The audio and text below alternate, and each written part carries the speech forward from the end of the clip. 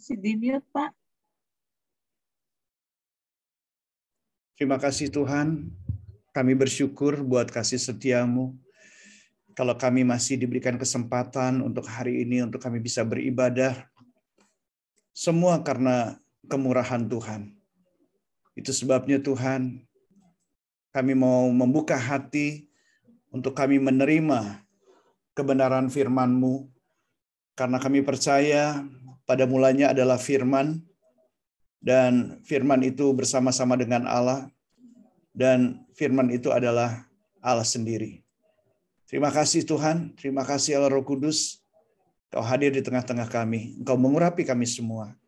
Di dalam nama-Mu Tuhan Yesus Kristus kami berdoa. Amin. Amin. Puji Tuhan.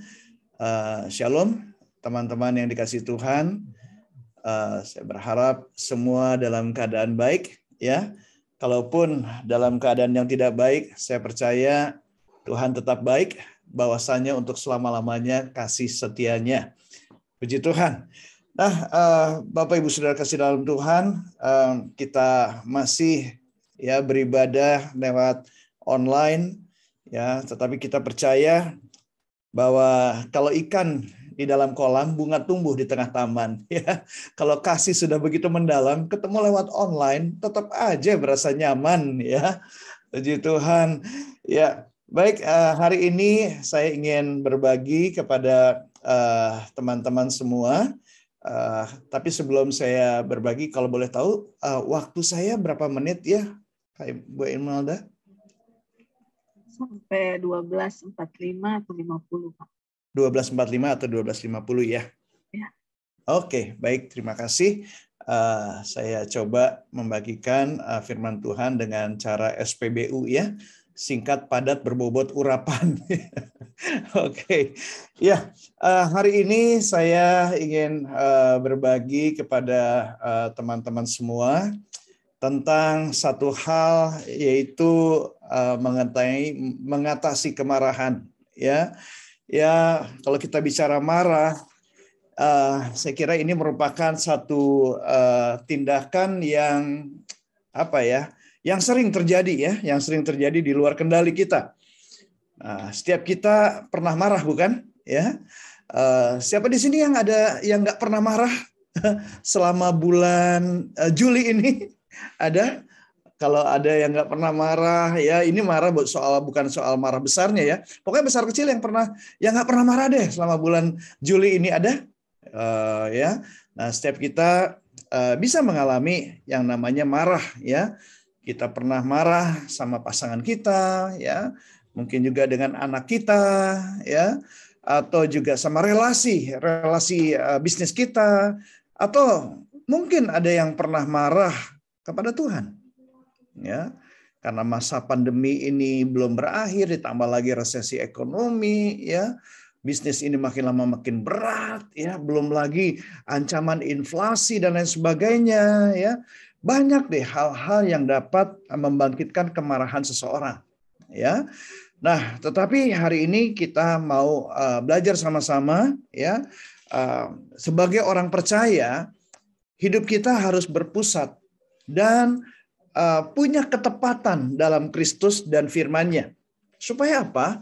Supaya kita bisa mengalami sukacita dan kedamaian sejati dalam kehidupan kita. Ya, dan pastinya kita nggak akan kehilangan berkat yang Tuhan sediakan. Kita nggak lagi menjadi orang yang ngejar-ngejar berkat, tapi justru dikejar-kejar sama berkat. Nah, gitu ya. Siapa yang di sini sudah hidupnya dikejar-kejar sama berkat, bukan lagi ngejar berkat nih, dikejar-kejar sama berkat. Boleh? Yang hidupnya udah dikejar-kejar sama berkat, boleh raise hand ya. Ada di sini yang hidupnya sudah dikejar-kejar sama berkat. Wah, ini ada Pak Riki kasih jempol ya. Kemudian raise hand juga. Wah, dikejar-kejar berkat. Puji Tuhan. Tapi ingat ya Pak Riki, ikan sepat, ikan tenggiri. Kalau dapat berkat jangan dimakan sendiri. Ya, kita harus jadi berkat buat banyak orang ya, supaya nama Tuhan dipermuliakan. Puji Tuhan. Ya. Nah, mari kita akan lihat kebenaran firman Tuhan. Bagaimana sih kita bisa mengatasi kemarahan ini ya? Alkitab memberikan nasihat kepada kita semua di dalam Mazmur 37 ayat yang ke-8, berhentilah marah dan tinggalkanlah panas hati itu. Jangan marah. Itu hanya membawa kepada kejahatan. Saudara, ini Mazmur yang ditulis oleh Daud. Dan kita tahu Daud termasuk orang yang bisa mengendalikan kemarahannya. Dia pernah marah, berkali-kali dia marah, tapi termasuk dia orang yang bisa mengendalikan kemarahan. Makanya Tuhan senang sama dia. Nah, banyak di antara kita, apalagi yang sudah melayani, tahulah ya pasti bahwa dikuasai kemarahan itu nggak baik. Nah, persoalannya di sini adalah apakah kita bisa mengatasi kemarahan itu? Ya, kemarahan itu dapat dianggap sebagai hal yang wajar kalau hal tersebut ditempatkan pada kondisi yang tepat. Ya, misalnya anak kita ya berbohong, kita bisa marah, tapi ditempatkan di tempat yang tepat. Ya, kita marah bukan karena dia berbohong sama kita lalu ego kita, harga diri kita terusik, terganggu, akhirnya kita marah. Bukan itu. Itu bukan tempat yang tepat. Tapi kita marah karena kita tahu waktu dia berbohong, dia melakukan sesuatu yang berbahaya terhadap diri dia. Ya, kita marah karena kita tahu pada waktu dia berbohong, dia melanggar firman Tuhan. Bahkan juga kalau kebohongan itu dibiarkan hidup, itu bisa berbahaya buat dia, bahkan bisa melanggar hukum. Nah, kita marah karena kita mengasihi. Kita marah karena apa yang dilakukan oleh anak kita itu membuat dia jauh dari Tuhan. Ya, jadi kita mesti lihat nih, ya marahnya itu karena apa? Marahnya karena harga diri yang kita yang terusik atau karena kita mengasihi. Ya, nah, tetapi bagaimana kalau kemarahan itu tidak bisa dikelola dengan benar? Adakah cara agar dapat keluar dari kemarahan itu? Nah, ini yang kita akan belajar sama-sama. Ya, tadi kita juga saya sempat melihat di kolom chat ada saudara kita juga yang minta didoakan karena masalah ekonomi, ya, supaya ada terobosan. Nah, saudara, ini saya ingin berbagi sedikit aja beberapa sesi-sesi konseling yang kami pernah hadapi. Banyak hal-hal yang membuat orang-orang yang terhalang untuk mengalami terobosan di dalam kehidupan bisnisnya, di dalam kehidupan keluarganya, ya, sehingga belum bisa menikmati berkat yang Tuhan sediakan karena yang satu ini, saudara. Karena nggak bisa mengendalikan kemarahannya. Ya, nah itu sebabnya firman Tuhan katakan berhentilah marah, ya, dan tinggalkanlah panas hati itu.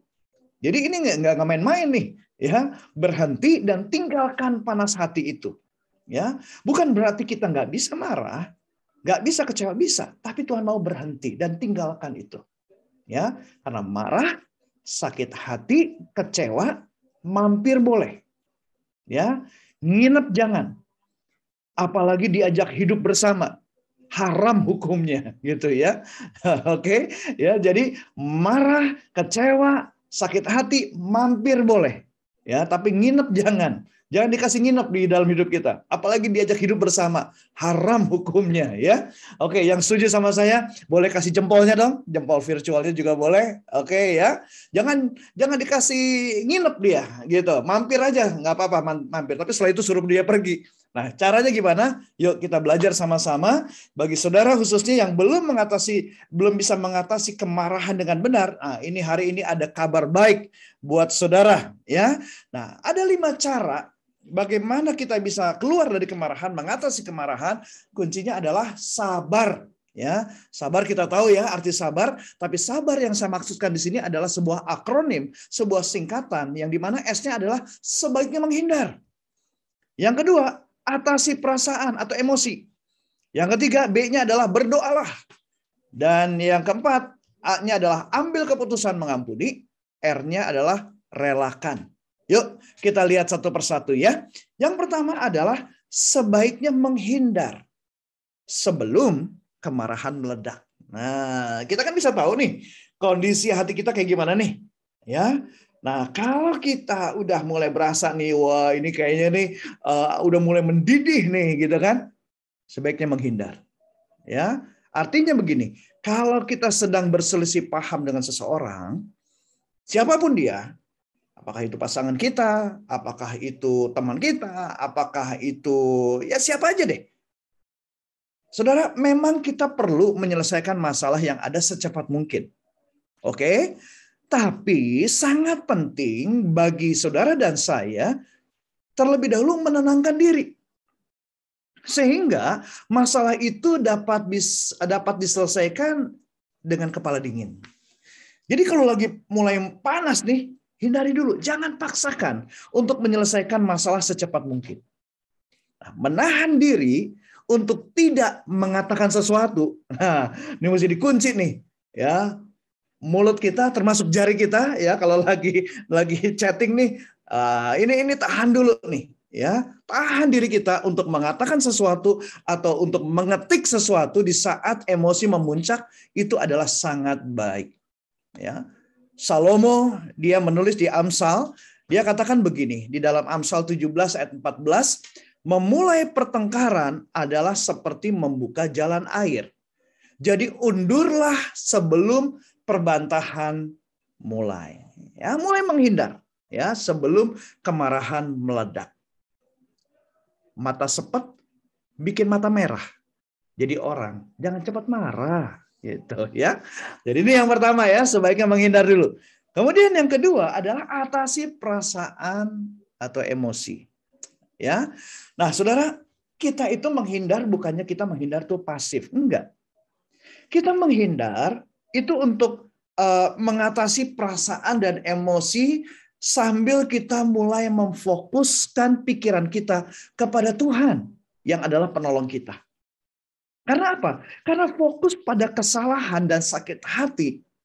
Gue kesel banget gara-gara gue dibohongin. Gue sebel banget karena dia cuekin gue. Nah, fokus pada kesalahan dan sakit hati itu nggak akan membuat kita merasa lebih baik, guys. Ya, sebaliknya kemarahan akan bertambah besar. Dia tuh yang nggak tahu diri. Berkali-kali gue udah tolongin dia, gue udah perhatiin dia. Dia nggak tahu terima kasih, malah bertambah besar kemarahan kita. Nah, banyak orang mengatasi kemarahannya dengan apa? Ya, larilah minum alkohol. Aduh, gue nggak mabuk kok. Gue cuma tipsi dikit aja. Gue pusing sama bini gue. Gue pusing sama laki gue. Gue pusing sama atasan gue yang bawel banget, yang nggak pernah hargain kerjaan gue. Nah, larinya ke alkohol. Atau habisin waktu dengan nonton sinetron. Dengan nonton film-film Korea. Katanya apa? Katanya supaya rileks gitu. Ya. Atau melakukan hal-hal yang lain yang sifatnya hanya menghilangkan rasa sakit untuk sementara aja. Nah, saya siang hari ini ingin mengajak teman-teman untuk kita lakukan dengan cara yang lebih baik yuk. Ya, yang lebih ampuh gitu ya, sampai ke akar-akarnya. Yaitu apa? Pada waktu kita mengatasi perasaan dan emosi kita, coba tenangkan diri. Kan firman Tuhan bilang apa? Kuasailah dirimu dan jadilah tenang. Tenangnya gimana? Coba renungkan deh. Renungkan, pikirkan. Kalau Yesus ada dalam posisi saya nih. Kalau Yesus ngalamin seperti yang gue alamin nih. Dicuekin orang. Kerjaannya nggak dihargai. Ya, apalagi difitnah, digosipin, dijulitin, digibah gitu ya. Kira-kira dia akan bersikap seperti apa nih? Apakah Yesus akan banting pintu? Apakah Yesus akan memaki-maki orang yang ngejulitin dia? Lu kurang ajar sama gue lo ya. Lu gak tahu diri lo. Apa dia akan begitu? Atau apakah dia akan melakukan kekerasan secara fisik? Ya, apa itu yang dia lakukan? Nah, coba kita renungkan. Oke? Renungkan baik-baik itu. Atau kita bisa juga lakukan gini guys. Tarik nafas dalam-dalam. Tapi jangan lupa lepasin lagi napasnya gitu ya. Jangan ditarik lupa lagi dilepasin gitu. Nanti bahaya saudara ya. Langsung kita bisa dibawa ke ICU. Tarik nafas dalam-dalam.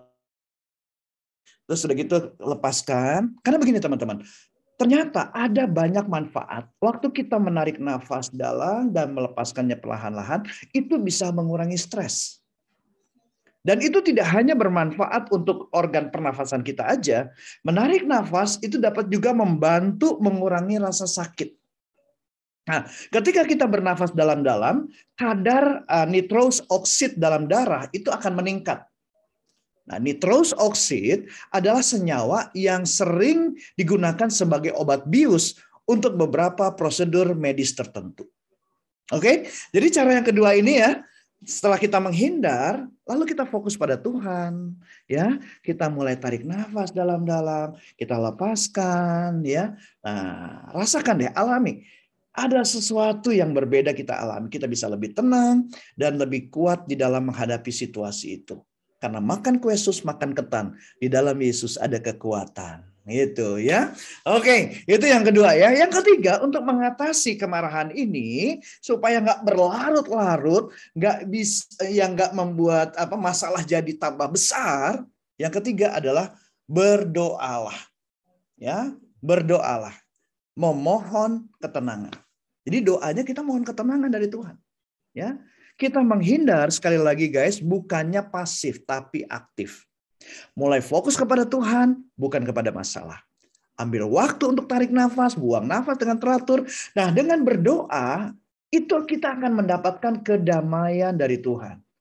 Karena doa adalah salah satu kunci untuk mendapatkan kuasa Roh Kudus. Ya, tetaplah berdoa karena Tuhan mampu membuat hati saudara akan lebih tenang. Ya, saya pernah berkali-kali mengalami diperlakukan dengan perlakuan yang tidak adil, perlakuan yang semena-mena, padahal kita sudah melakukan sebaik mungkin, bermaksud baik gitu ya. Ya, sebagai pendeta bukan berarti bebas dari rasa marah, enggak, bisa juga marah, tetapi disitulah pada waktu kita menenangkan diri, saya jadi ada kesempatan untuk berpikir, saya nih marah nih karena apa? Lu tuh marah karena harga diri lu diinjak-injak, atau lu marah karena mengasihi? Lu marah karena ada pelanggaran firman Tuhan di situ. Yang mana yang lu alami sekarang? Nah, jadi ada waktu untuk merenungkan. Nah, waktu berdoa, ketenangan itulah yang membuat saya bisa lebih berpikir objektif dan akhirnya bisa meresponi dengan baik. Memang perlu waktu, saudara. Ada proses ya, perlu belajar dalam hal ini. Tetapi yang pasti, pulpen tinta, pulpen biasa. Putus cinta itu soal biasa, men. Yesus pecinta itu yang luar biasa. Ya, jadi pada waktu kita berdoa, maka Tuhan memberikan kita kekuatan, Tuhan memberikan kita ketenangan. Oke? Lalu yang berikutnya adalah setelah kita berdoa, saya percaya pada waktu kita berdoa kepada Tuhan, Tuhan akan memberikan kita hikmat. Tuhan akan menuntun kita, Tuhan akan memberikan kita jalan yang harus kita lakukan. Tuhan akan memberikan arahan-arahan kepada kita. Nah, tapi jangan biarkan hati kita dikuasai dengan amarah, dengan kebencian. Maka yang keempat ini adalah ambil keputusan untuk mengampuni. Karena pada waktu kita berdoa, berseru kepada Tuhan, sebetulnya pintu itu sudah dibukakan sama Tuhan. Pintu jawaban atas seruan kita untuk mendapatkan ketenangan, untuk mendapatkan hikmat, ya, itu sudah dibukakan sama Tuhan. Tetapi hal yang keempat ini penting banget, guys. Yaitu apa? Ambil keputusan untuk mengampuni. Karena seseorang yang menyimpan kemarahan, dendam di hati, dia akan tidak akan pernah mengalami damai sejahtera Allah. Padahal damai sejahtera Allah itu memimpin kita untuk mengambil keputusan langkah-langkah yang benar. Gitu. Jadi mengampuni orang yang menyakiti itu adalah hal yang harus dilakukan. Bukan kalau bisa lagi, harus dilakukan. Untuk apa? Demi kebaikan kita, guys. Masalahnya orang itu ya itu adalah urusan dia sama Tuhan. Tapi mengampuni itu adalah untuk kebaikan kita. Karena pada waktu kita mengampuni, maka Tuhan juga akan mengampuni kesalahan kita. Nah, kalau kesalahan kita diampuni, siapa di sini yang nggak pernah salah? Kan kita juga pernah berbuat salah, kan? Tapi waktu kita mengampuni, maka firman Tuhan katakan dosamu juga akan diampuni. Kesalahan kamu juga akan diampuni. Nah, pada waktu kita diampuni, kesalahan kita, dosa kita diampuni, berarti apa? Kita ada dalam kekudusan. Dan Alkitab katakan, tanpa kekudusan, gak ada seorang pun yang dapat melihat Tuhan. Kalau kita nggak bisa mengalami perjumpaan dengan Tuhan, kita nggak bisa intim sama Tuhan, karena kita tidak memiliki kekudusan, karena menyimpan dendam kebencian, yang rugi siapa? Ya kan? Nah, masalah orang yang menyakiti kita itu adalah urusan dia sama Tuhan. Yang penting bagi kita tidak menyimpan dendam sama dia. Kita mau mengampuni, karena Tuhan juga udah mengampuni kita. Kita mau mengampuni, karena orang yang menyakiti kita, kemungkinan besar dia juga adalah korban dari masa lalunya dia. Karena orang yang melukai cenderung ingin melukai kita juga. Oke? So, jadi kita berbelas kasih. Nah, disinilah tantangannya. Waktu kita mengambil keputusan untuk mengampuni, padahal orang itu menurut kita itu nggak layak untuk diampuni. Tapi disinilah kita yang namanya berserah kepada Tuhan. Berserah artinya sepakat sama Tuhan. Berserah artinya setuju dengan Tuhan. Nah, Tuhan katakan, ampunilah orang yang menyakiti kamu. Berkatilah orang yang menganiaya kamu. Ya, ampuni dia. Nah, waktu kita mengambil keputusan untuk mengampuni, ya, maka kita akan mengalami damai di hati kita. Dan damai sejahtera Allah ini nggak sama dengan yang dunia berikan, men. Nggak sama. Tapi pastor, dia berulang-ulang menyakiti. Nggak ada masalah. Petrus juga pernah nanya sama Tuhan Yesus. Ya, Tuhan, sampai berapa kali aku harus mengampuni saudaraku yang jika ia berbuat dosa terhadap aku? Sampai 7 kali, kata Petrus. Enggak, Yesus bilang enggak. Bukan. Aku berkata kepadamu bukan sampai 7 kali. Melainkan sampai 70 kali 7 kali. 70 kali 7 kali itu artinya 70 kali 70 kali 70 kali 70 sampai kelipatan 7 tuh ya. Artinya jangan berhenti untuk mengampuni.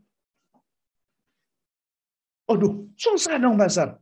Memang bagi manusia itu mustahil. Tapi bagi Allah tidak ada yang mustahil.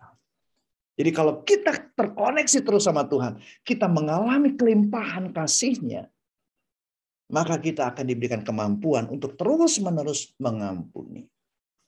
Ya, dan melepaskan pengampunan tentunya akan membuat kita menjadi lebih mudah untuk mengendalikan kemarahan. Kenapa? Karena kita terus menyatu dengan Roh Allah. Kita menyatu dengan Roh Kudus. Dan Yesus bilang, roh yang di dalam kamu itu lebih besar daripada roh yang ada dalam dunia ini.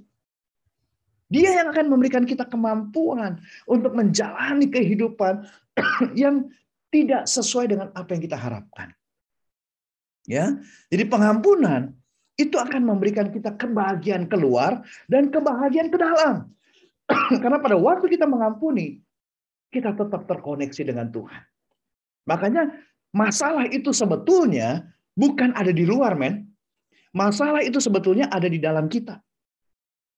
Kalau hati kita penuh dengan kebencian, kekecewaan, sakit hati. Nah, masalahnya di sini. Makanya keluarnya pun juga outputnya jadi nggak benar.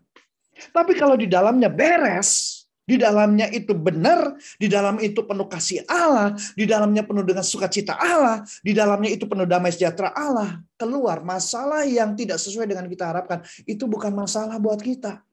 Tapi itu merupakan langkah, cara untuk kita naik ke level yang berikutnya. Ya, jadi pengampunan itu memberikan kebahagiaan keluar dan kebahagiaan ke dalam. Tapi tidak mengampuni itu akan memakan keluar dan memakan ke dalam. So, jadi ampunilah kalau kita ingin disembuhkan. Karena pengampunan itu memulihkan hubungan Anda dengan Tuhan.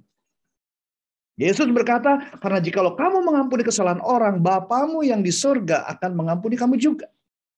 Ya, tetapi jikalau kamu tidak mengampuni orang, Bapamu juga tidak akan mengampuni kesalahanmu. Siapa di sini yang mau terus memberikan pengampunan kepada orang yang mengecewakan, kepada orang yang bikin marah, kepada orang yang memfitnah kita, kepada orang yang mengkhianati kita, pokoknya yang melakukan yang gak enak sama kita. Yang mau mengampuni terus boleh berikan emotikon hatinya. Ya. Puji Tuhan, saya lihat, wow, semua mau kasih emotikon hatinya. Puji Tuhan, karena buat apa beli pepaya kalau bukan di kampung rambutan? Buat apa ngaku orang percaya kalau tanpa perbuatan? Kan gitu ya. Orang percaya ditandai dengan apa? Perbuatannya, kelakuannya. Ya. Oke, nah yang terakhir dari sabar adalah relakan. Ya, relakan. Relakan apa? Relakan kemarahan itu pergi, teman-teman. Ya, caranya gimana untuk merelakan kemarahan itu pergi? Nah, caranya dengan apa? Nah, saudara, ketika kita mulai merenungkan tadi ya, menghindar, ya, menenangkan diri, ya, kemudian kita mulai berdoa minta ketenangan dari Tuhan. Oke, saudara, pada waktu kita mengambil keputusan mengampuni, ya, saudara akan alami ada sesuatu yang kondisi lebih baik yang kita rasakan, yang kita alami saat itu. Nah, kemudian mulai bertanya sama Tuhan, Tuhan, lewat kejadian ini, ya, manfaat apa yang bisa saya tarik jadi pelajaran buat saya? Atau lewat peristiwa ini Tuhan, karakter apa ya yang Tuhan ingin saya itu kembangkan? Ya, nah bisa aja saudara, ketika kita bertanya sama Tuhan, ketika kita memperhatikan apa yang terjadi, ternyata yang bikin gue kesel ini karena sebetulnya gue ini masih baperan, misalnya gitu, ya kan? Karena gue ini baperan ternyata. Ya, atau bisa juga, rupanya saya kecewa itu saya marah karena saya punya high expectation, pengharapan yang berlebihan kepada pasangan saya, pengharapan yang terlalu tinggi kepada pemimpin saya. Ternyata saya marah itu keadaan yang gak enak yang saya alami ini, rupanya Tuhan lagi mau mengembangkan karakter kesabaran saya.